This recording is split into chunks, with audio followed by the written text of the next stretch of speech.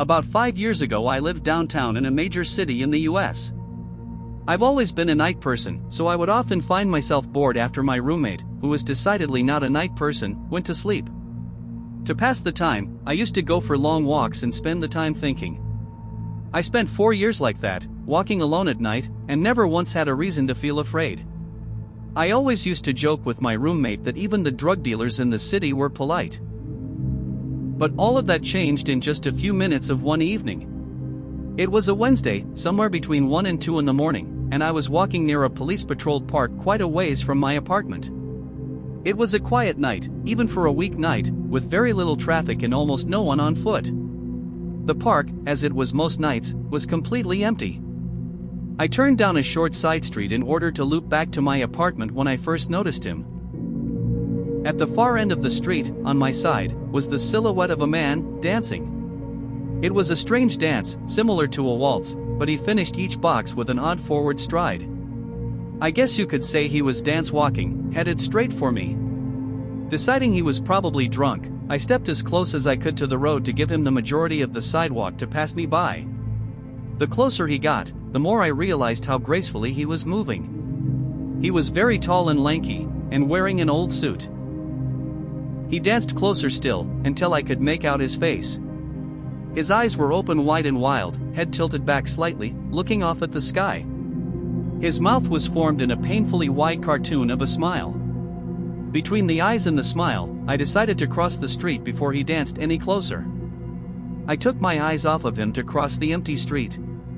As I reached the other side, I glanced back, and then stopped dead in my tracks. He had stopped dancing and was standing with one foot in the street, perfectly parallel to me. He was facing me but still looking skyward. Smile still wide on his lips. I was completely and utterly unnerved by this. I started walking again, but kept my eyes on the man. He didn't move.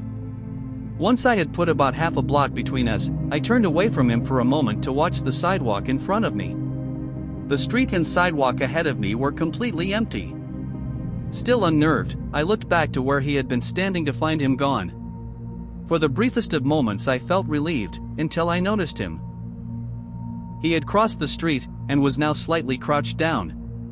I couldn't tell for sure due to the distance and the shadows, but I was certain he was facing me. I had looked away from him for no more than 10 seconds, so it was clear that he had moved fast.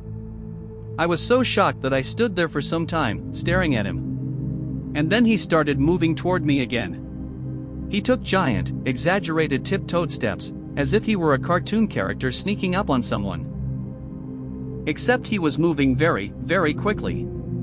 I'd like to say at this point I ran away or pulled out my pepper spray or my cell phone or anything at all, but I didn't.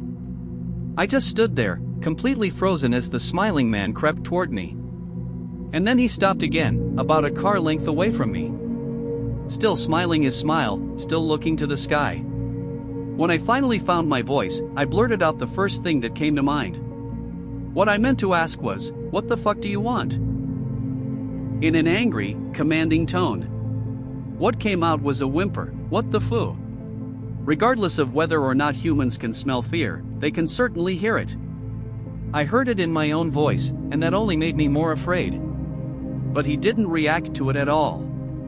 He just stood there, smiling. And then, after what felt like forever, he turned around, very slowly, and started dance-walking away. Just like that. Not wanting to turn my back to him again, I just watched him go, until he was far enough away to almost be out of sight. And then I realized something. He wasn't moving away anymore, nor was he dancing.